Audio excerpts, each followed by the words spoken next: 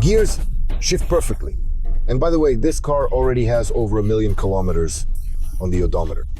Yeah, really? How do they do it? It's nice. And what's also great is that I don't have to push myself or the car I'm driving to the limit, although who will break down first, me or the car, is still an open question. And honestly, I don't even want to. After all, it's a monument.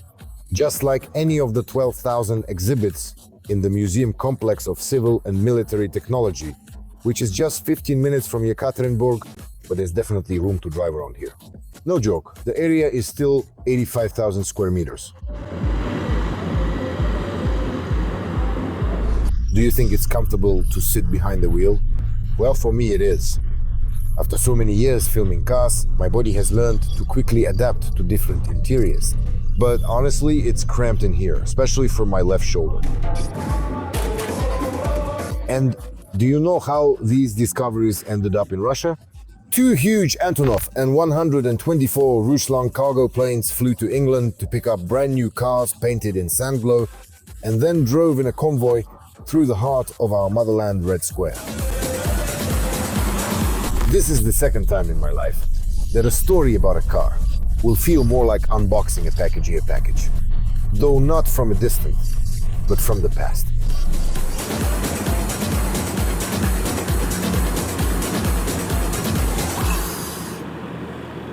That's what I love about my job. I get to open a door to the past. And today, in the 1990s, when the USSR still sort of exists, but is almost gone, they started selling chewing gum and Snickers bars. And in Moscow, the first McDonald's opened. Right now, I'm inviting you to take a look inside, and the little restaurant really is charming, made even more appealing by its unusual sign. But today, it's already closed. And also during these years, we had the Camel Trophy from the Angara to Lake Baikal.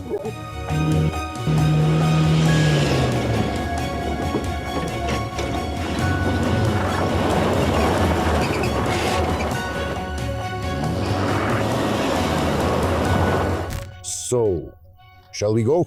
I wouldn't steer you wrong.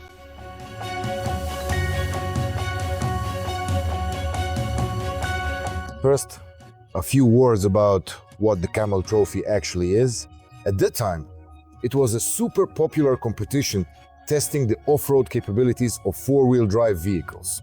It all started in 1980, when 3 German teams in Ford U50S vehicles, a licensed Jeep, set out along the Trans-Amazonian Highway in Brazil. By the way, that highway existed only on maps.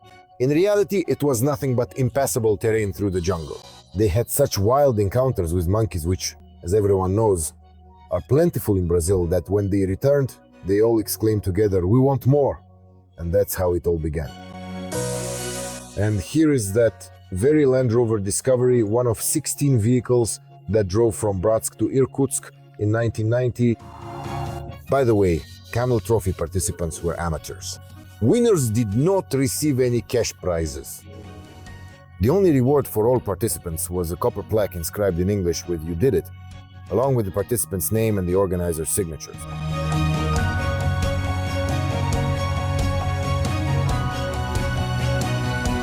This vehicle is fascinating, no matter which angle you look at it from. First of all, the number of doors. Only 23-door Discoveries were produced in the Camel Trophy specification, and they only participated in the Baikal Trophy in 1990. Already the following year, 5-door vehicles replaced them. So where should we start?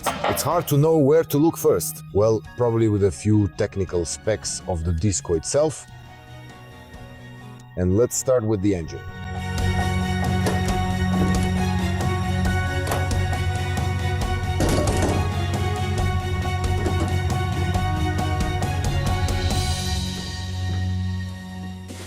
But it's not that simple. Here it's just like in regular commercial trucks.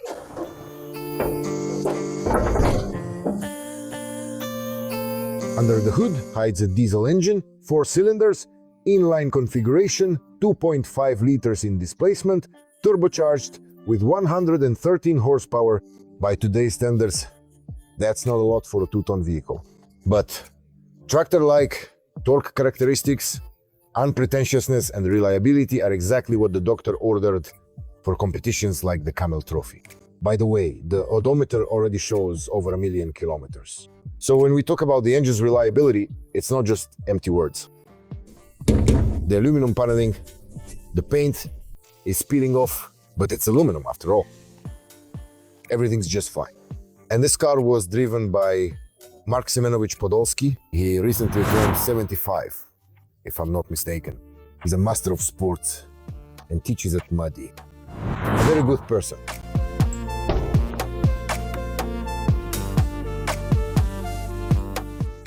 The gearbox here is a 5-speed manual, no automatic, just pure hardcore. A 2-speed transfer case. I don't think I need to tell you that this car is all-wheel drive, 4x4. It has a center differential lock, plus low-range gears, and this is made in Russia. I can just picture this little platform here in our Russian land. They would plug in a voltmeter and a socket for a Jiguli portable lamp, a Camel Trophy style organizer. By the way, the sun visors have been moved. Here's the participant schedule. They moved it from the podium directly onto the roll cage. Breakfast. Something else, lounge. The only thing I can make out is the food. Dinner at 11 p.m. Everything is for real. A flashlight. By the way, the navigation used to hang right here. Naturally, it's very hard to call this car a production model. It's just too different from a regular Discovery of that era. The main upgrades are reinforced axle shafts, suspension, and transmission.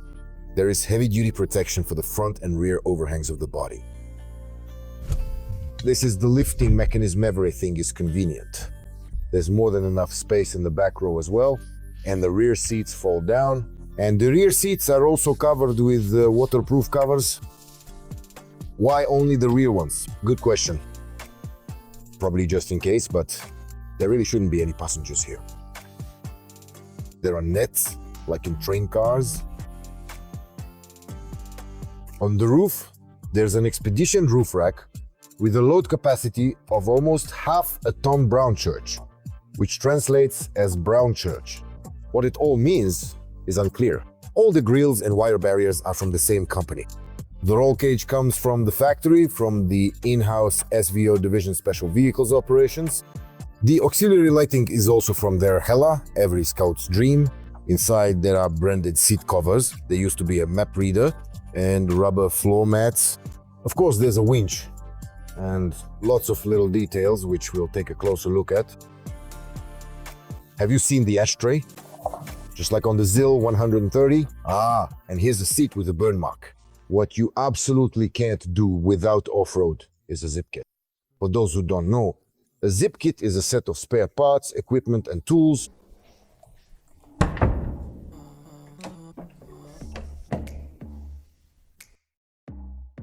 And the more extensive it is, the more obstacles the crew will be able to overcome. And here, it commands respect. On this Discovery, even the pickaxe and shovel have already gone to heaven.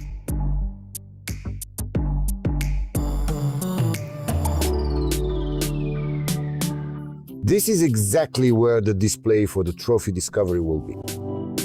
And besides that, I'll list everything as if we're going shopping. So, an axe, a shovel, 2 water canisters, 4 plastic, and 2 zinc boxes for all sorts of small stuff. Interesting fact, these were also included at the factory, and if necessary, they could be used as flotation devices. And these items are consumables, especially in the mud. Let's not forget a set of tow ropes and straps, a couple of classic shaped fuel cans, another spare tire, and much more.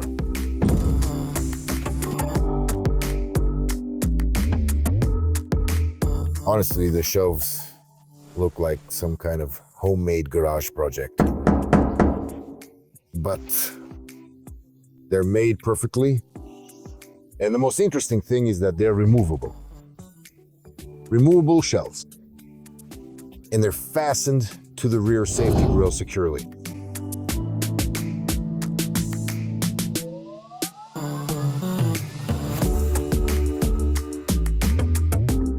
Literally with one hand. So let's carefully move the sturdy hemp rope into the spacious trunk so it doesn't get in the way at all.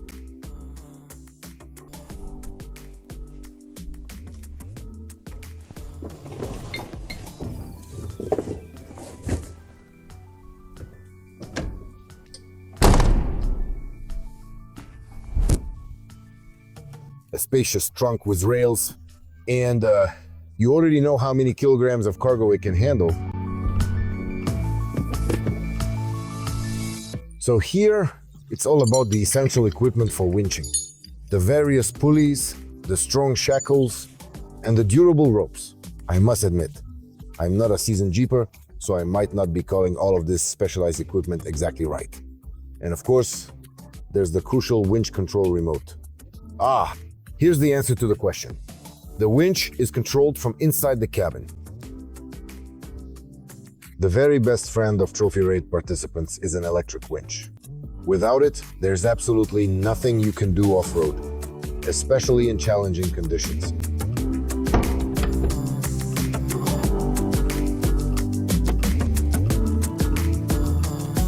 Whoa! And you sit there like you're in a computer game. Forward, back, left, right. No, I'm just kidding. And there's no glove compartment. Perfect. Inside, apart from the roll cage, there's almost nothing that gives away the car's sporty nature. No bucket seats, no 5-point harnesses. But you don't really need them anyway. This car's element isn't speed, but overcoming obstacles. Sometimes at the pace of a walking person, but it can go where even a tractor can get through. And especially the Garmin navigator it once had, along with all sorts of navigation and communication equipment I don't really understand.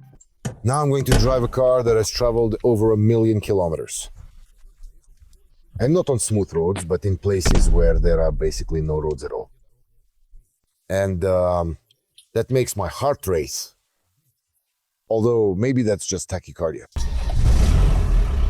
The engine starts up and begins to rattle like a diesel with just a flick of the wrist. And it even bows.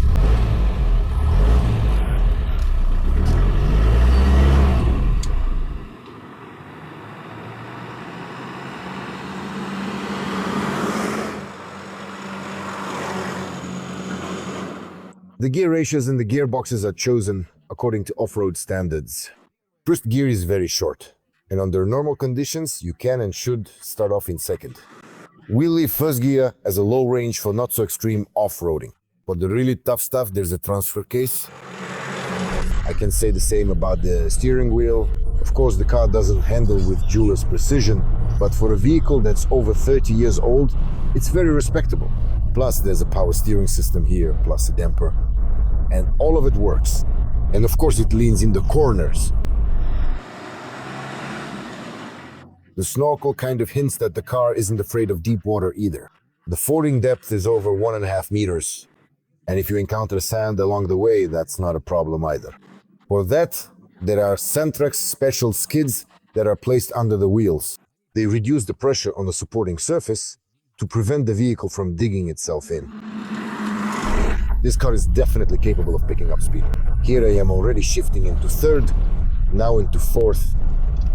But I won't be driving fast. Neither the museum exhibit, nor the museum itself in Verkhyaya Pishma would forgive me for that.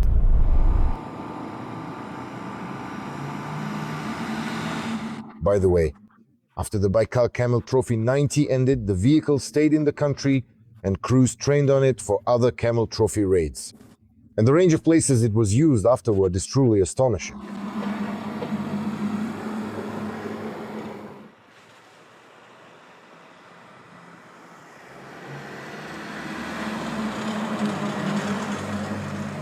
This museum, Land Rover Discovery, in its special configuration, is of course a monument to an era, but it's a living monument. And sometimes this exotic beast is taken out for a run, and that's magnificent. Well, the hunt continues.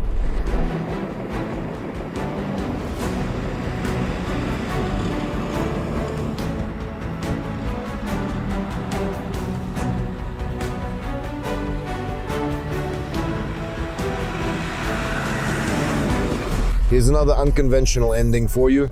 The vehicles that remained in Russia were bought out.